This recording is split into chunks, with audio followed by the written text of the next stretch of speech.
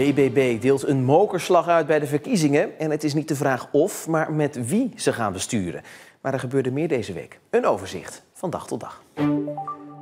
Kapot gegooide computers, overhoop gehaalde kasten en ook literflessen Ecoline op de vloeren.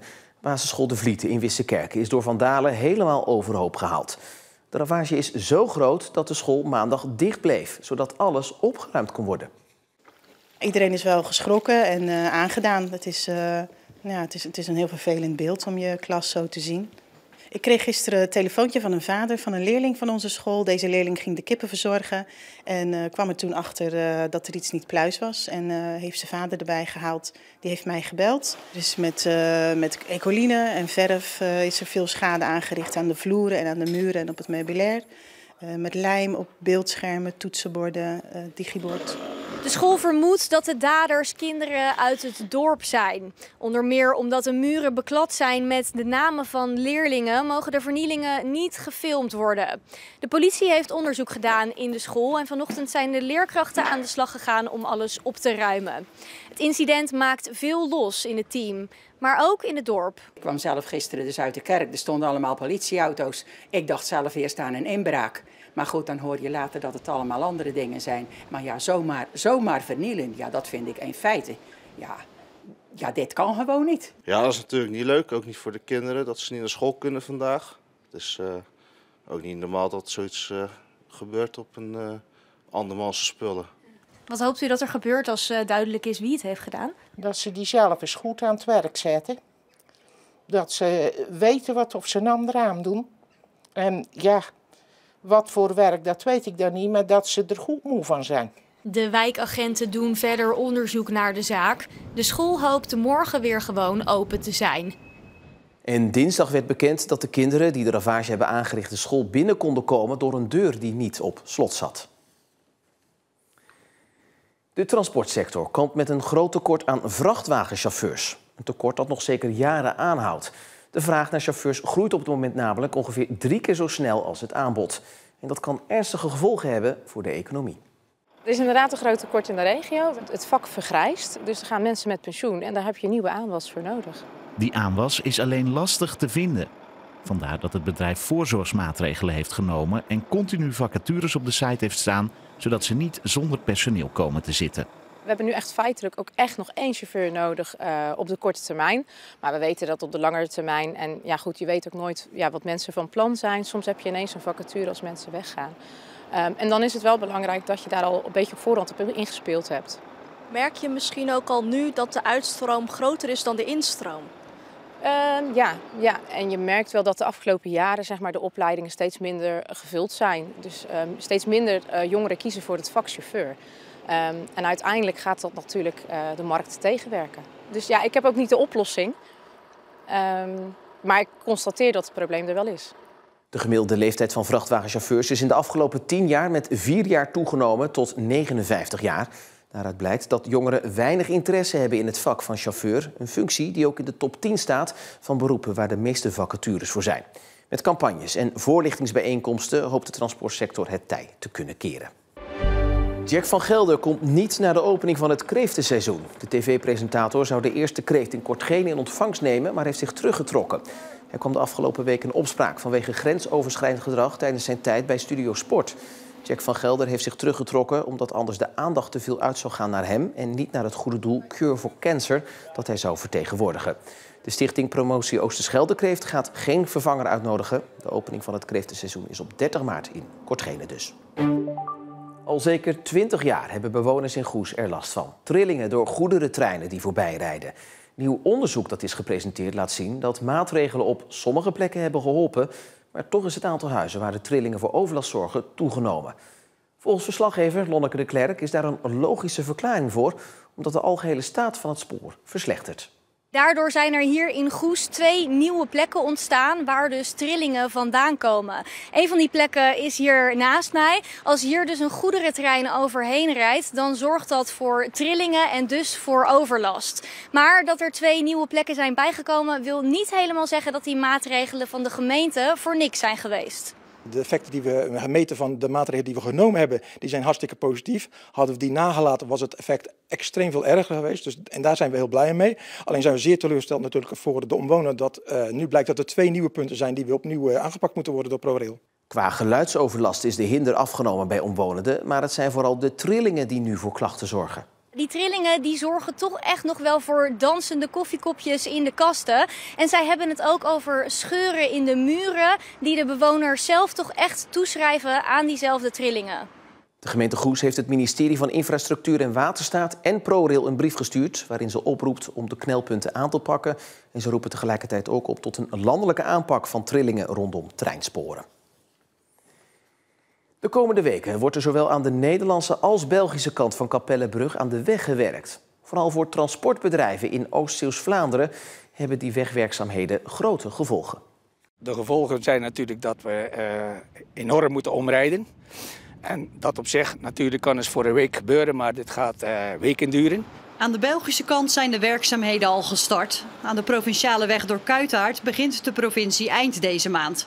Daarmee is de weg richting België weken onbereikbaar. Bij het transportbedrijf rijden dagelijks 100 vrachtwagens. Een wekenlange omleiding loopt behoorlijk in de papieren. Al met al hebben we berekend een 40 kilometer om. En dan praat je natuurlijk over een stel dat ongeveer de goede helft van die 100 auto's dat iedere dag doen. Dan praat je toch snel over 4000 kilometer. Grosso modo gereden, een vrachtwagen die rijdt €1,50 per kilometer. Daar praat je toch over 5.000, 6.000 euro schade per dag. En dat is voor een bedrijf als het onze. Voor zo'n lange periode is dat wel onrustgevend.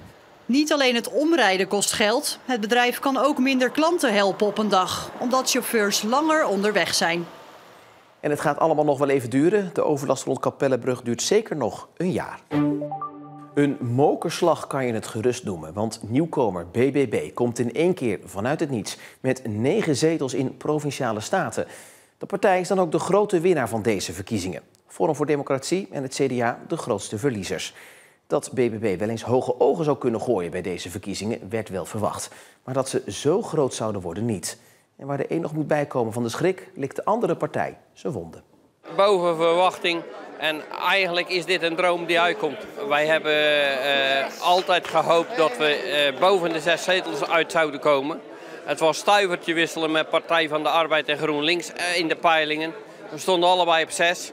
En als je dan uiteindelijk nu met 9 naar voren komt en verreweg de grootste bent geworden in de provincie, ja, dan zijn wij niet meer als gewoon heel erg tevreden. Ik wil steun uitspreken naar de partijen die verliezen. Maar gelijk ook dan toch het woord erachteraan van, ja, let wel, er speelt wel iets in deze samenleving, waardoor wij als BBB zo groot geworden zijn. Het is echt gewoon heel erg balen, heel teleurstellend. Wij worden met 5 zetels nu derde partij. Dat is gewoon iets wat heel erg tegenvalt. En waar we zelf ook goed over moeten gaan nadenken. En ik baal enorm van de teruggang van 7 naar 5 zetels. Daar ga ik eerst eens even goed over slapen. En dat ook met ons team verwerken. Want ook voor een aantal mensen zal dit zeer teleurstellend zijn. Daar heb ik het nu eerst over. En al het andere komt daarna.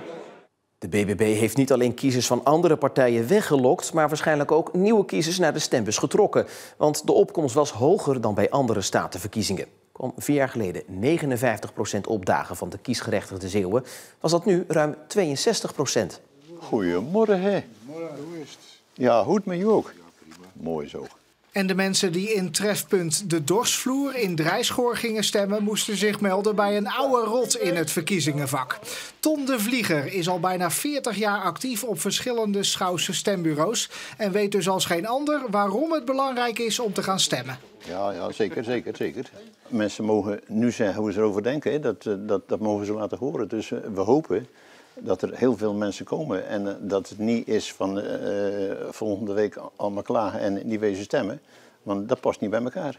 Voor de hoeveelste keer hij vrijwilliger bij verkiezingen is, weet de Vlieger niet. Maar genoeg heeft hij er nog niet van. Mag ik vragen hoe oud u bent? 78. Dus u kunt nog 20 jaar mee? Zoiets. Ja, zoiets. Dit is burgemeester Mulder die aan het eind van de ochtend stemt in haar Goes. Hier hebben ze, net als in 9 andere Zeeuwse gemeenten... Klopt die? Brokkelduo's. En lijkt meneer? Ja, zeker. Ja? Kijk, helemaal goed. om mensen met een verstandelijke beperking bij de verkiezingen te betrekken. Ik vind politiek heel erg interessant. En ik hoorde vanuit Stichting Prokkel dat het ook mogelijk is om op een stembureau mee te kijken. En vorig jaar weet ik dat een collega van mij prokkelmaatje was met Wilco. En dat vond ik zo interessant dat ik dacht, dat wil ik ook.